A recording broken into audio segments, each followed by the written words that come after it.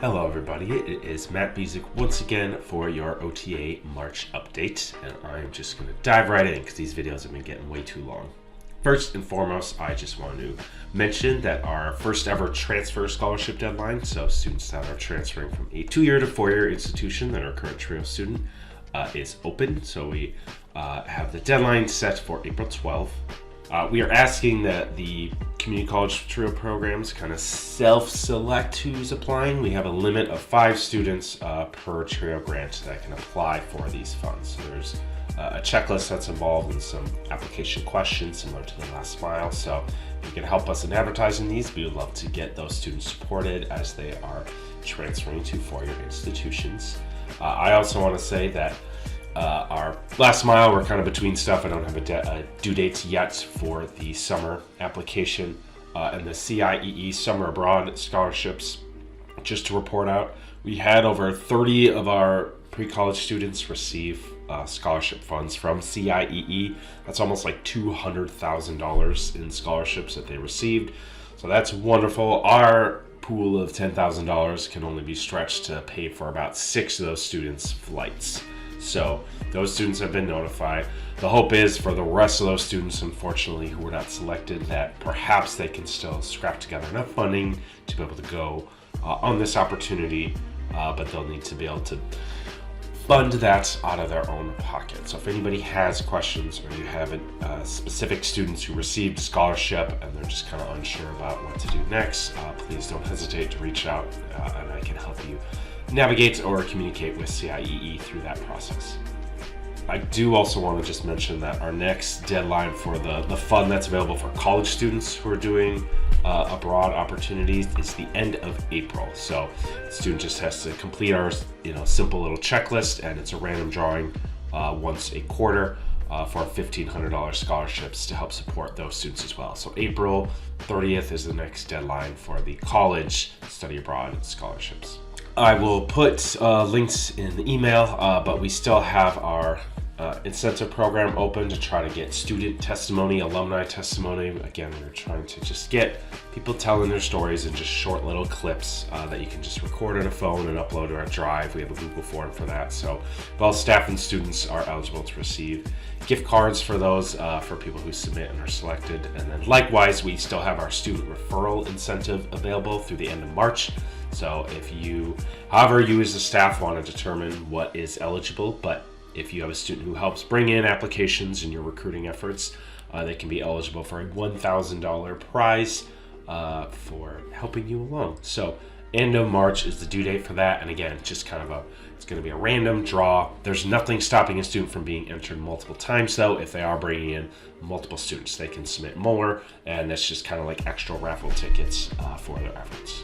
We are about a month out from our professional development conference that's taking place from April 2nd through the 4th at Salishan Lodge in Glenenden Beach, Oregon on the coast.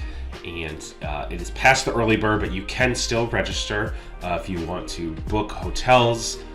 You just need to do it by calling the hotel link. Like our room block is timed out at this point, but you can still, there are rooms available, so you can reserve outside of that room block as well. So if you have any questions around that piece, for those of you who did register, you're going to see some targeted communication to you all, just letting you know what to expect. We are going to also have a form just to collect stuff like some preferred pronouns, interest level in some of our morning activities, and then try to build a more structured process for doing headshots this year. So be on the lookout for that form so we can just collect some additional information to make things a bit more streamlined at the conference. And if you have signed up for the post-con, that is on the 4th and the 5th, that's the SSS grant writing piece.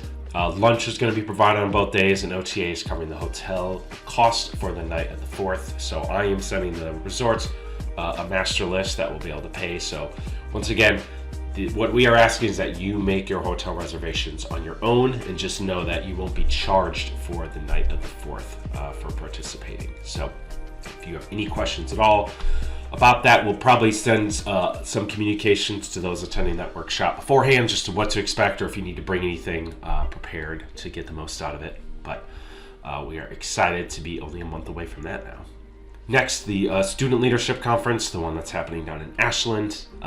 We've had a reasonable amount of programs sign up, but if you are still one of those who was considering going to Ashland for that event, please let us know. We can still take reservations through the end of the month, but we are gearing up towards having our wonderful student event and doing it in a location where often these students can't quite get access to stuff like this. So if you are interested, or you want to build a larger kind of overnight component out of this, you certainly still have time to do that, though I understand that Ashland is quite far from many programs here in the state. All right, next, this is a little buried, but our Civics Leadership Conference, our 2-day event we're doing in Salem in June, we are having to cancel that for the time being. It's more of a delay. The Civics Education Program that is run out of the Capitol just had a completely monumental shift in how it's structured within our state's government. So our contacts were going to facilitate the 2-day event for us, and they're the ones who were able to rent all the spaces for us in the U.S. Capitol to do the event. No longer have that job, and they completely moved it to a new place. So we have decided to cancel the event for June and try to reschedule, hopefully end of 2024. Our plan is to be able to put something together and communicate it to you all in the summertime when you're actually planning out your academic year, in the hopes that we can get more folks interested and find a timeline that works better to get to Salem to participate in an event like this. So for now, the event is not going to be happening in June. I'll be following up with those of you who did register directly, but just bear in mind, it's not that we're not doing it, it's just being delayed due to some unforeseen circumstances. So more information to come in the coming months if we're able to get that rescheduled in end of 2024. Lastly, burying all the, I wouldn't say this is bad news, but the P3 updates, burying all this stuff at the end of the video. There has been zero communication with the Department of Ed, not because I'm not trying, but because they refuse to respond to any voicemail email that I've sent them since basically Thanksgiving. Now, we happen to have some inside information. I have contacts that have sat on the negotiated rulemaking committee with the Department of Ed, looking at regulations they're looking to tweak for the upcoming year. And it is on good authority that the Department of Ed is incredibly interested in removing the documented requirements in serving students who have documented statuses. They are interested in removing that just across the entire country for all TRIO programs. So I am assuming part of the reason why we have had no communication is because they view it as a waste of time. They are trying to apply it to everybody, so why spend energy and time figuring out how to do this here in Oregon? If that were to be the case, that would be beneficial in the sense that it would not have the age limitations that we had looked at by using the waiver, the whole 14 to 24. That wouldn't be the case. We'd still have some limitations on direct aid and stipends and some of those components, but that would now be everyone's problem nationwide, and we probably would get far more guidance from COE and from the Department of Ed on how to implement that. So we still have a signed agreement. You all can still serve these students. It's just a matter of your appetite of how you're doing that. We certainly have the authority to do so, but in terms of like larger communications and more clarity coming from Gaby Watts, there's nothing. And that's my best guess as to why. So we shall see once this whole time period is passed if they actually push for this. I know it's the Biden administration would like for it to happen. COE is afraid of pushing it at a national scale because of it could potentially remove some of the bipartisan nature of TRIO and what we do when we seek appropriation support.